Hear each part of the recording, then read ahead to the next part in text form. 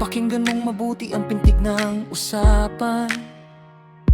Hindi lahat ng nakasulat ay siyang katotohanan. Sa pagitan ng tama at mali may malawak na puwang. Halina't himay-himayin sa isip ay itanim ng husto ang kulang. Magsimula tayo sa batas na gawa ng tao. Mga regulasyong nilikha para sa kaayusan ng mundo. Sinasabing legal, kaya dapat nating sundin. Ngunit ang tanong sa puso ba ay tama ang mitin? May mga batas na noon, diskriminasyon dala. Legal man sa papel pero sa moralidad ay dusa. Kaya't huwag magpakabulag sa titik ng batas, dahil ang tunay na hustisya sa konsensya lumalabas. Hindi lahat ng legal ay ethical, tandaan mo yan. May mga butas sa sistema na dapat nating iwasan. At hindi lahat ng ethical ay laging legal sa mata ng iba. Pero ang moral na prinsipyo, yan ang tunay na mahalaga.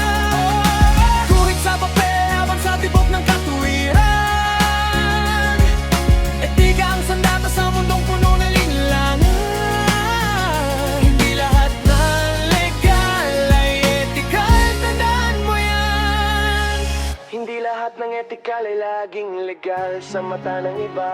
Ngayon, baliktarin natin ang daloy ng kwento. May mga pagkilos na sa batas ay tila depektibo, tulad ng pagtulong sa kapwa na labag sa alituntunan. Malibang magmahal kung bawal sa akin na bibilangan. Ang ethical na gawi ay nakaugat sa kabutihan, kahit walang pahintulot basta't walang tinatapak ang karangalan. Dito pumapasok ang lalim ng iyong moralidad, ang pagpili sa tama kahit ang kapalit ay hirap at badad. Ang ethics ay hindi lang basta aralin sa eskwela. Ito ay kumpas na gagabay sa bawat mong gawa. Hindi dahil walang nakatingin ay pwede nang mandaya. Hindi dahil pinapayagan ay dapat mo ng pagsamantalahan ng laya.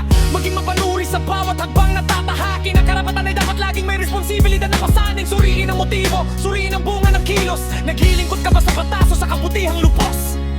Legal man o hindi, ethical ba ang iyong pinipili?